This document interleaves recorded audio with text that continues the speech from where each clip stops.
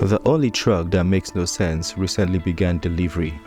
These exact words were used by an online critic in his effort to describe the cybertruck. My question to him would be, what do you think of the Hummer EV? Even though this sentiment may be seen as extreme, a lot more people share these. And for good reasons, they may not be wrong. However, I refuse to believe they are entirely right. The essence of the cybertruck may seem vague, but in this video, we will do our best to bring more light to this misconception.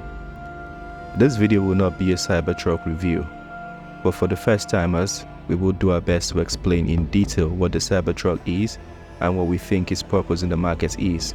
The design. Who would dare unveil a production car that looks like every elementary school kid's worst car drawing?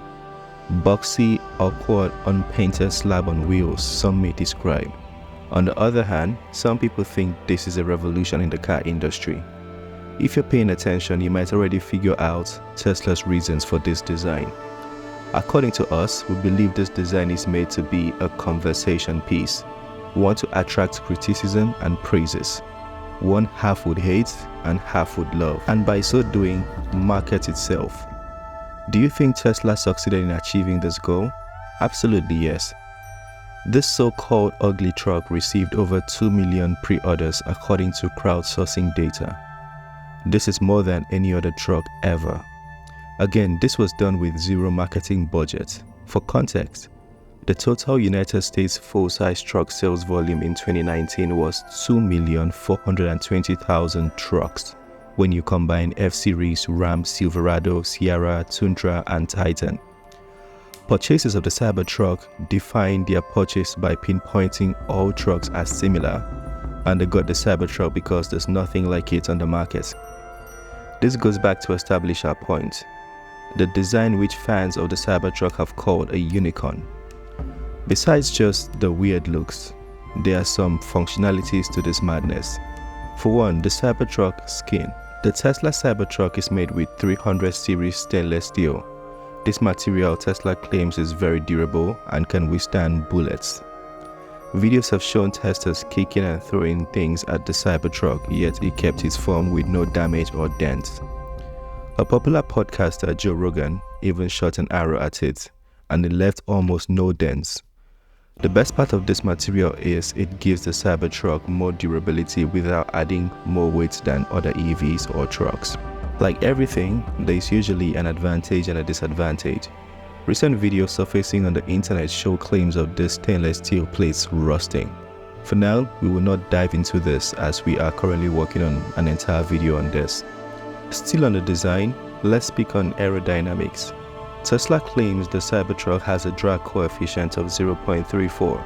We haven't had the opportunity to test this, but if this is in fact the truth, the truck has impressive numbers, especially considering its seemingly boxy design. In fluid dynamics, the drag coefficient is a dimensionless quantity that is used to quantify the drag or resistance of an object in a fluid environment. In a layman's language, the lower the drag coefficient, the easier it is for a vehicle to drag its weight while cutting through air, needing lesser energy. With this level of fluidity, you might be wondering, what is the dimension of this box on wheels? Well, let's talk numbers. According to Tesla, all Cybertrucks will span 223.7 inches in length, or about 18.5 feet. It's also 86.6 inches wide with the mirrors folded, or 95 inches with the mirrors extended. The height comes with 17.44 inches of advertised ground clearance, so basically the Cybertruck is a big boy. Just before we talk about tech in the Cybertruck, let's address features. Some of the standout features of the Cybertruck include steer-by-wire, adaptive air suspension, and a Cybertruck vault, which is basically a truck bed and a tonneau cover that can carry up to 200 pounds. I'm not so sure about the use case, but people say it's useful. Now let's delve into the techie stuff. First is steer-by-wire. From what I understand, Tesla borrowed this page from aviation.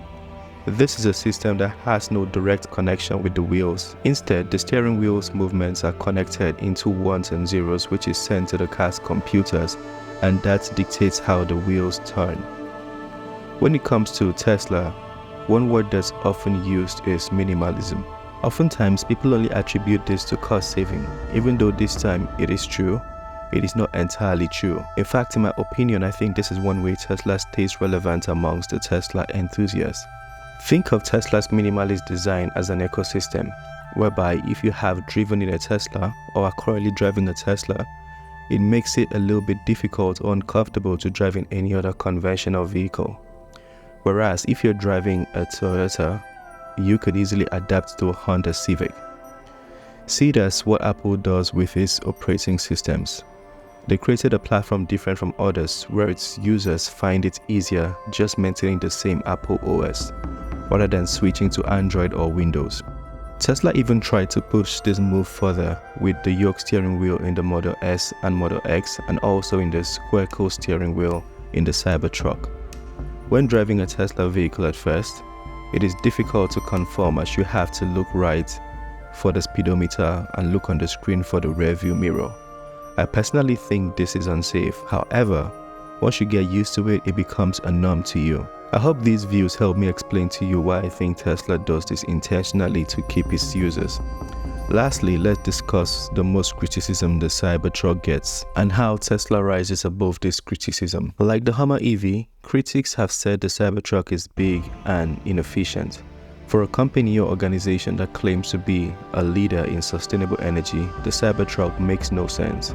It delivers consumption figures of 58.3 kWh per 100 miles with the tonneau cover closed, and that drops to about 64.2 kWh per 100 miles with the tonneau cover opened. I heard someone say it takes more energy to sustain this sustainable energy product. Amidst all these criticisms, Tesla fanboys say the Cybertruck is a first step in the right direction. It may not be the perfect step, but in the coming years, this bold first step will be appreciated. I really pray that's true. Oh, and also, can anyone explain these big panel gaps in the Cybertruck? Because I couldn't. Would you buy a Cybertruck? Do you think it's a step in the right direction for sustainable energy?